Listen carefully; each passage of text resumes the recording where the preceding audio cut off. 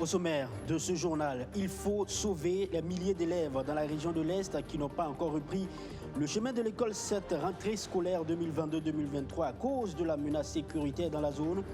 À la date du 30 mars 2022, près de 1000 enfants étaient impactés par cette crise sécuritaire. Sur 27 communes, seulement 8 ont ouvert les classes.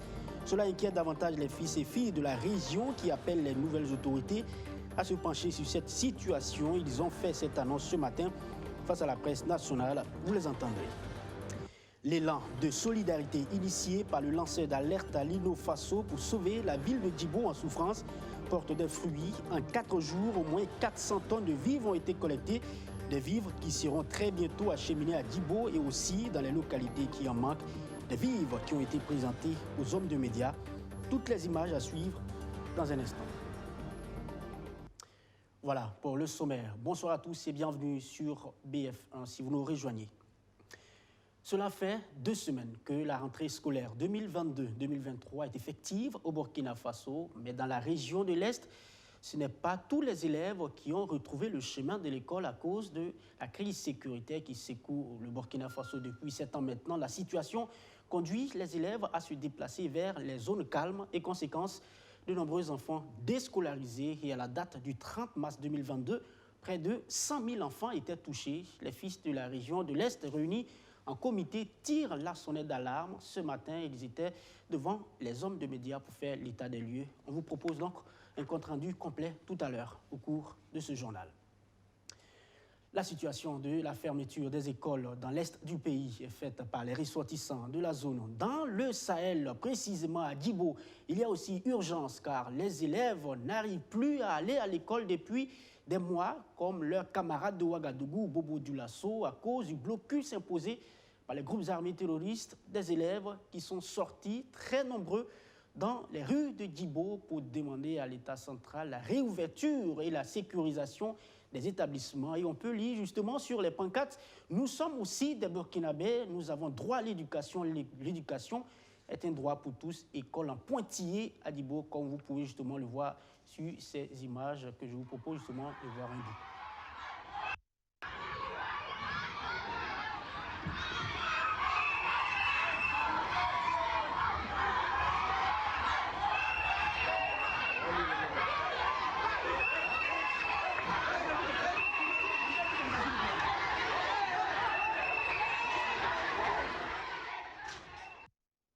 Voilà les habitants de Djibo, chef-lieu de la province du Soum, qui pourront faire un grand soupir de soulagement si dans quelques jours les vivres qui manquaient arrivent à bon port. Et grâce au lanceur d'alerte à Lino Faso et ses collaborateurs qui lançaient justement l'opération Sauvons Djibo ensemble, plusieurs vivres ont été mobilisés pour cette population en souffrance. À l'heure du bilan, hier mardi, 400 tonnes, 100 tonnes qui étaient justement attendues, les Burkinabés se sont montrés beaucoup plus solidaires en collectant au moins 400 tonnes. Le bilan a été fait devant la presse et Archimède Boy était pour le compte de BF1. Près de 400 tonnes de vivres récoltées en 4 jours dans plusieurs villes du Burkina Faso pour venir en aide aux populations de Djibo, dans la région du Sahel.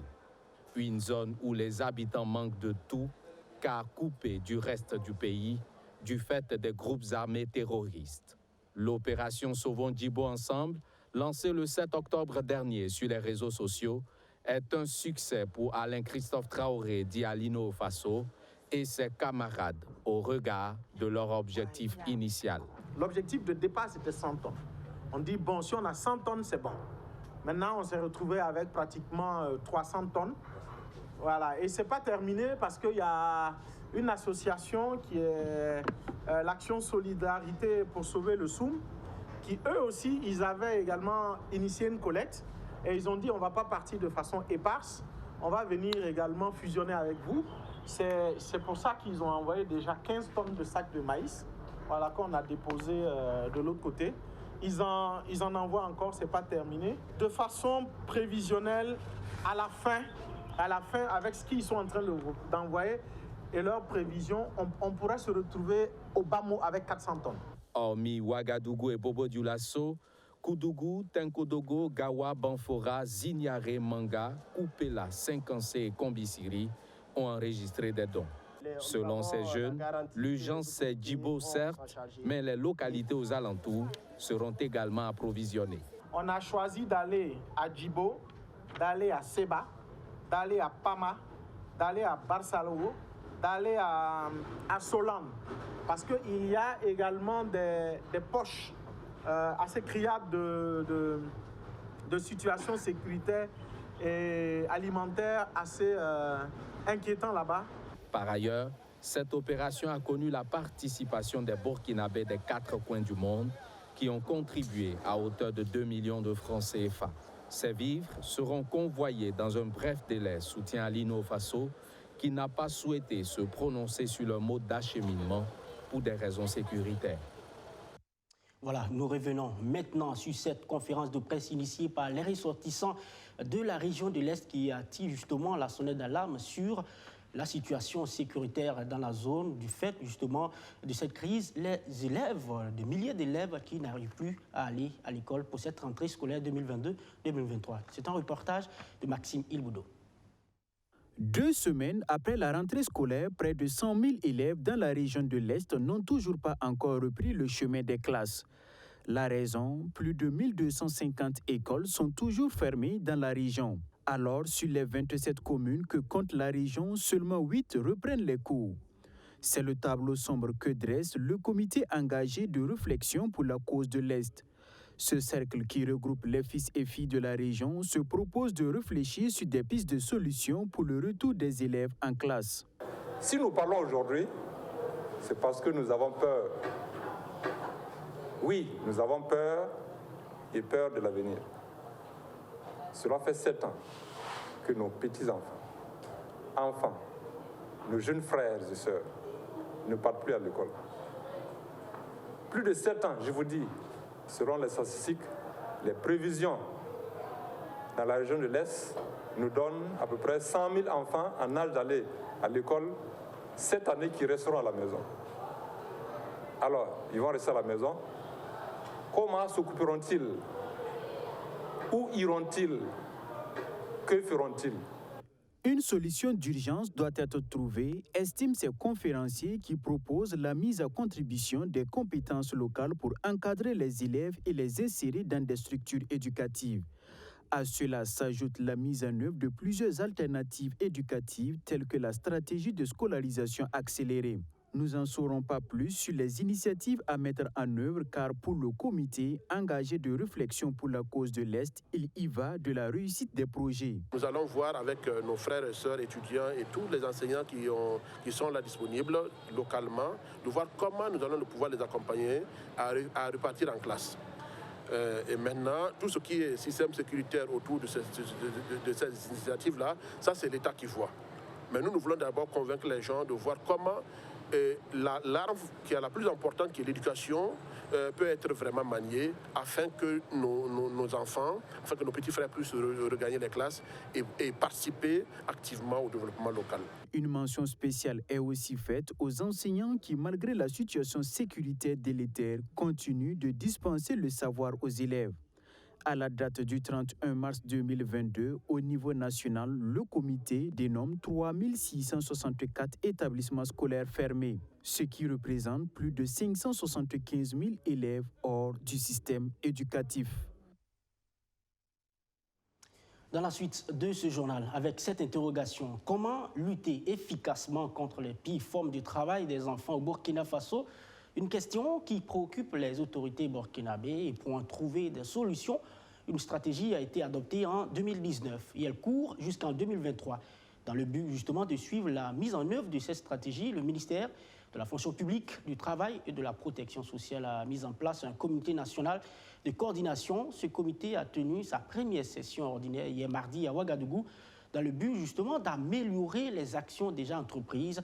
On note un plan de réalisation de 56% en 2020. On regarde.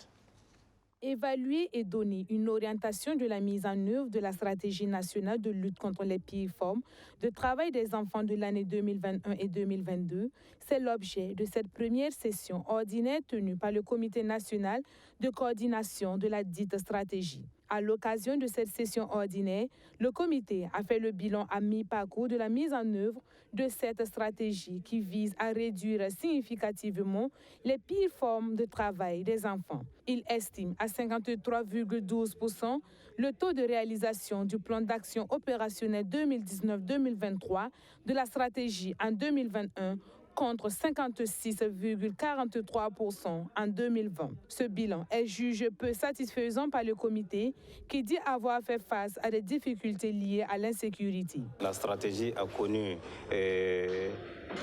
une évolution en dents de scie et cette évolution est due au fait que la crise de la Covid-19, la crise sécuritaire, ces deux crises jumelées ne nous ont pas permis de mobiliser assez de ressources parce que l'ensemble des partenaires qui étaient censés nous soutenir ont dû réorienter leurs objectifs vers l'humanitaire pour pouvoir aider les populations déplacées à bien se loger, à bien se nourrir et également à réinsérer les enfants qui ont abandonné les zones avec leurs parents pour se retrouver dans des écoles. Face à ce résultat peu satisfaisant de la mise en œuvre de la stratégie, le Comité national de coordination envisage mettre les bouchons doubles pour accroître le taux d'exécution de la stratégie. Le taux de réalisation nous montre en tout cas une progression vers notre cible. On aurait souhaité qu'en 2023, nous puissions être à 100% de mise en œuvre de notre stratégie et que sur le terrain aussi, vous, acteurs de la vie, vous constatez aussi en tout cas la réduction significative du travail des enfants dans les ménages, dans les champs de coton et dans tous les autres secteurs à fort potentiel. Voilà. Mais pour le moment, nous sommes à mi-parcours. Nous ne sommes pas totalement satisfaits, mais nous mettons en tout cas les bouchées doubles pour aller vers l'atteinte de notre cible. En attendant une évaluation définitive de la mise en œuvre de la stratégie qui prend fin en 2023, des orientations seront formulées à l'issue de cette première session ordinaire afin d'atteindre les objectifs fixés par le projet.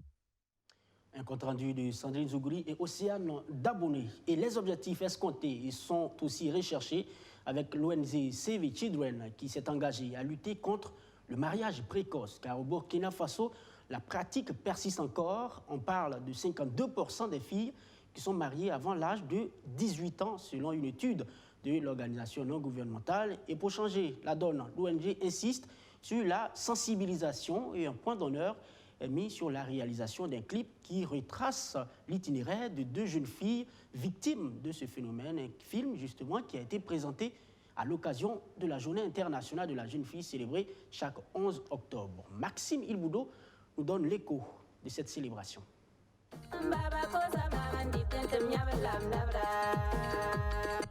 C'est un clip qui sensibilise l'opinion sur les méfaits du mariage forcé.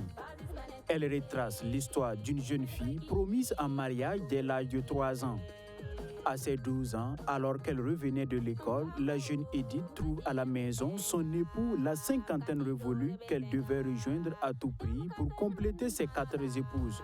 Le phénomène du mariage précoce à la peau dure au Burkina Faso et les statistiques sont interpellateurs. 52% des filles sont mariées avant l'âge de 18 ans.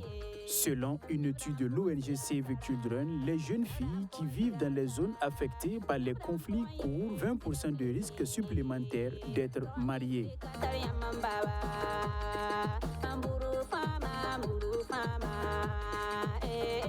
On m'a donné quand j'avais 12 ans et je me suis défendue.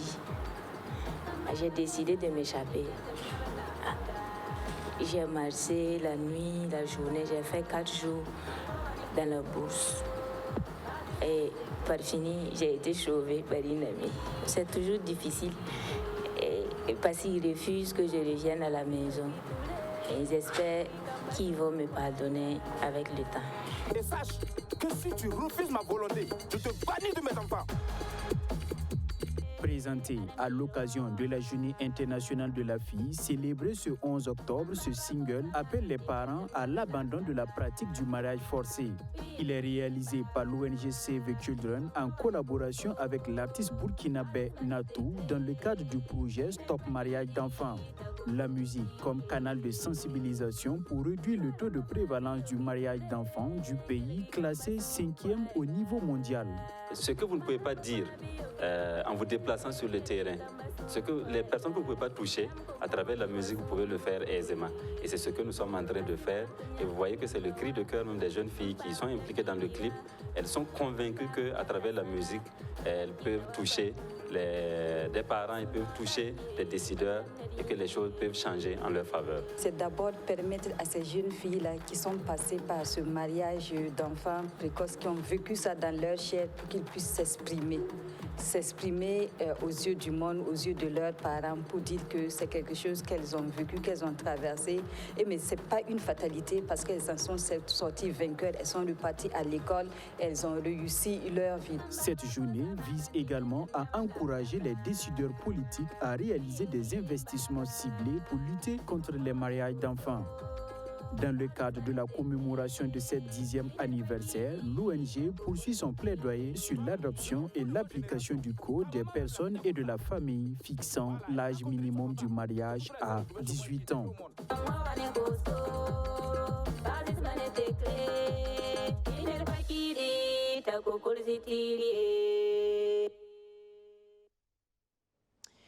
C'est aussi un autre canal qui peut être utilisé pour décrier ou dénoncer le mariage précoce, la peinture.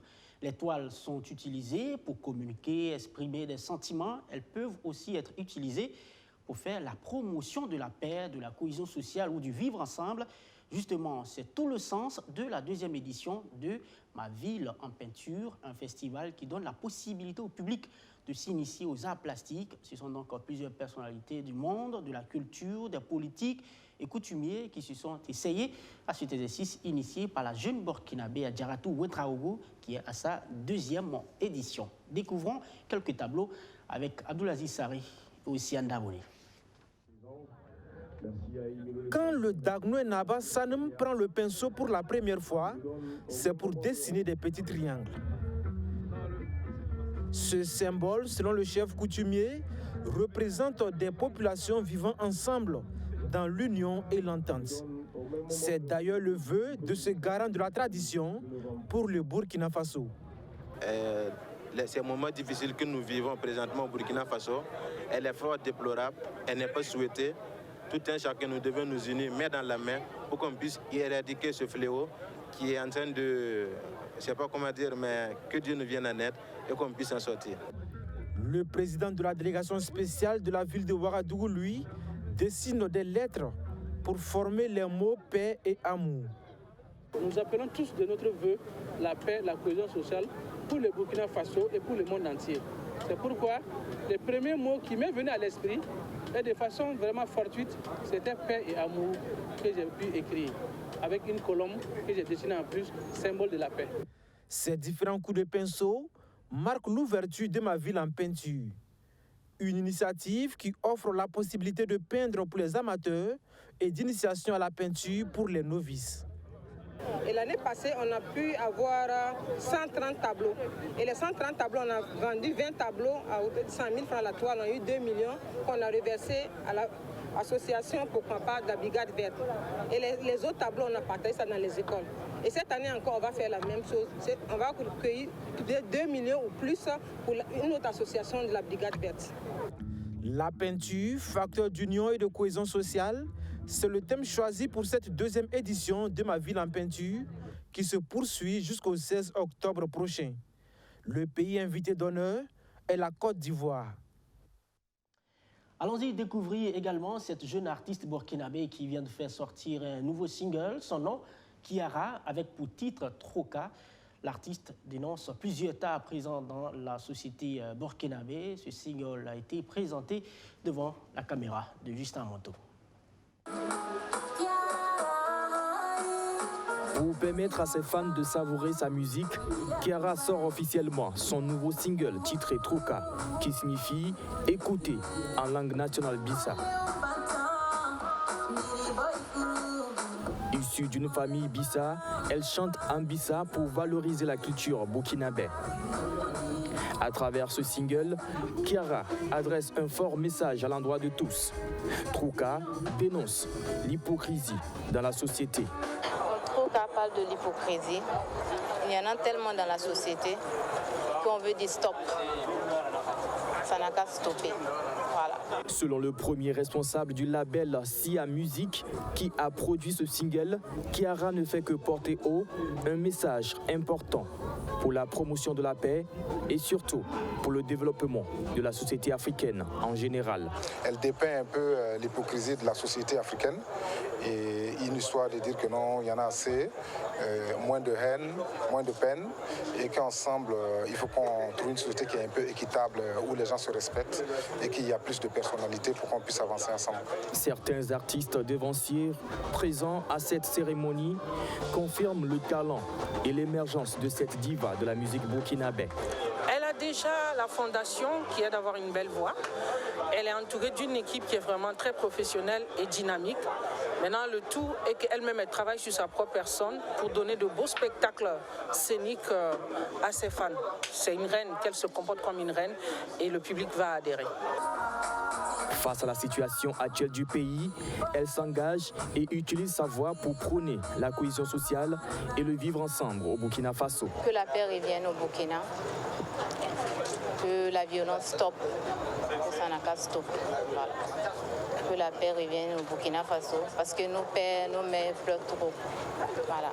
Kiara est une artiste burkinabé, polyglotte à l'univers Afropop World.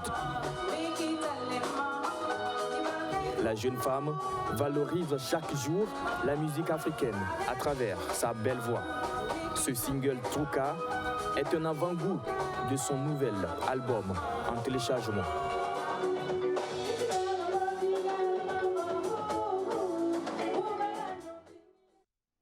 Dans le reste de l'actualité au Mali, le président de la transition Assimi Goïta a reçu hier mardi le projet de la nouvelle constitution du pays. C'est la commission chargée de l'élaboration de ce document qui s'est acquittée de cette tâche 4 mois après sa mise en place, au lieu de 2 mois comme stipulé au départ. Le test sera soumis au Conseil des ministres avant son passage au Parlement de la transition. Regardez ce récit avec nos confrères d'Africa News. Le président de la transition au Mali a reçu mardi le projet de la nouvelle constitution du pays.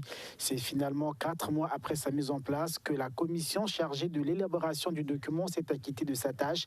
Le texte sera soumis au Conseil des ministres avant son passage au Parlement de transition. L'adoption d'une nouvelle constitution sera un marqueur capital dans le processus de refondation de l'État.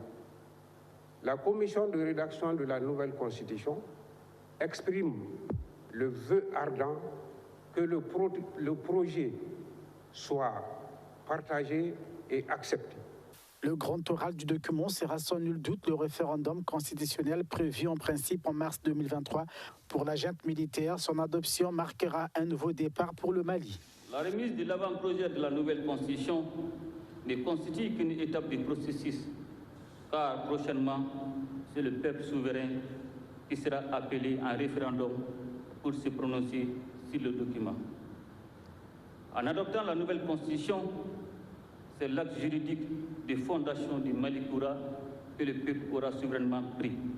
Outre le scrutin constitutionnel, les élections législatives et présidentielles sont aussi attendues pour un retour à l'ordre civil dans le pays, mais il faudra attendre théoriquement au moins jusqu'en 2024. Et puis en sport football, le Real du Faso était face à Royal FC de Bobo Dioulasso hier mardi pour le compte de la 3e journée du championnat national au stade municipal de Ouagadougou. Une rencontre sanctionnée par un score de parité, 1 but partout.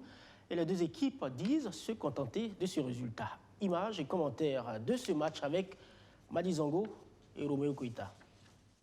Les joueurs de Royal FC affichaient un excès de confiance qui inquiétait leur entraîneur pour ce match en retard de la 3e journée contre le Real du Faso, le 11 octobre au stade municipal de Ouagadougou. Après avoir gagné 4-0 contre Sonabel, c'est la pire chose que je craignais. Que les gens pensent que bon, c'est... Non. Le championnat, c'est long. C'est une course de fond. Voilà, c'est pas une course de vitesse. L'entame sera en leur faveur, mais sans véritable danger pour le gardien Ben Aziz Kemtouré. 0 but partout, le score à la pause. À la reprise, 5 minutes ont suffi aux hommes d'Albert Bambara pour ouvrir le score par Saturin Bazier.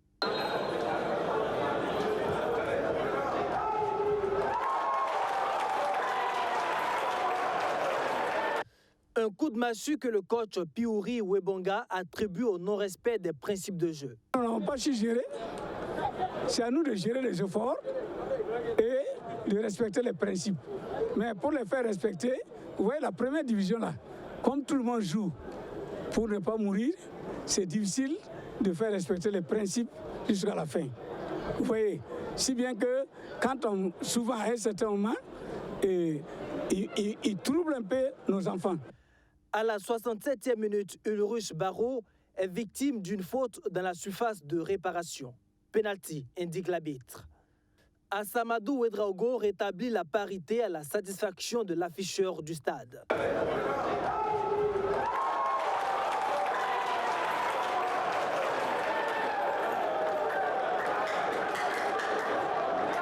Un match nul qui satisfait les deux entraîneurs. Oui, c'est un bon résultat. Comme nous sommes, on devrait le gagner. Mais vous savez, la formation, ceux qui sont dans la formation connaissent la douleur qu'ils ont dans le travail. C'est vrai qu'on a raté des buts, mais on a failli perdre. Ça, il faut le dire. Donc, je pense que c'était un gros avertissement pour nous. Pour le compte de la 5e journée, le Real du Faso sera face à l'Asfa Yenega et le Royal FC affrontera l'ASFB. Voilà, madame, messieurs, c'est la fin de ce journal. Merci à vous tous de l'avoir suivi. Je vous retrouve demain pour une autre session d'information. Restez avec nous, les programmes se poursuivent sur BF1. Excellent après-midi à tous.